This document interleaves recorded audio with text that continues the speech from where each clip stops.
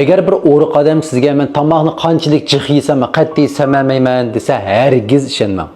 Agar bir semiz odam men ozroq narsa yeb qo'ysam samirib ketaman, suv ichsam samiraman desa, uningga ishonmang. Bu dunyoda tomoqni qanchalik jih yebmi samamaydigan odam yo'q. Tomoqni oz yeblam asal samirib ketadigan odam yo'q. Masalan, sizda to'y to'kinlarga, so'rinlarga borgan vaqtda bir jo'zdiki, o'riqroq odamlarning tomoq yeyishiga diqqat qilib beqing. Uningdan chiqtal, buningdan chiqtal yeydi, bo'ldi, to'xtab qoladi. Semizlarcho mani to'yg'icha yeydi. Yap bo'lib yana bir narsani to'yg'icha yeydi. Uni yap bo'lib yana bir ichadigan narsani to'yg'icha ichadi. Anda mevchivini hamma narsani to'yg'icha yeydi. Ama o'riq odamlar bir narsani bek tanlab, uni yeymayman, buni yeymayman demaydi. Hamma narsani yeydi, ammo hamma narsani ozdan yeydi, birdan to'yib qoldi. Semiz odamlar sizga men bir bek oz yesam, so'ysam samirma deganlar, amaliyotda u yeyotgan narsaning issiqlik kaloriyasi yomon yuqori. Bu bek adolatli bir ish bujumi, buningda qalbingizda o'tmagidek ish yo'q. O'riq odamlar qo'sqa ochmasa bir narsa yemaydi.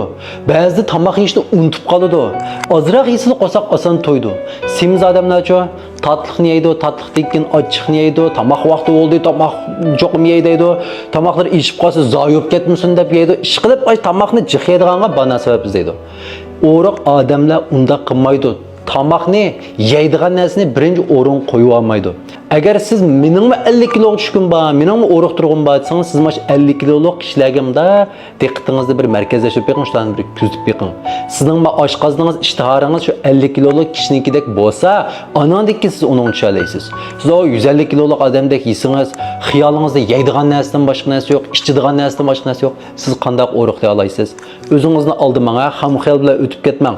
Nima yegingiz kelsa, yeng, azozda yeng, qo'saq ochmasa yemang. Yeyishdan bo'lmaydi, zoyib ketsinmi mayli. O sizning bir vaqt tomoqni yemaganga bu birsi yeringizni tanlab tura olmaydi. Xotirjam bo'ling. Chunki tomoqni kontrol qilib, og'izni boshqarib o'riqlaymiz.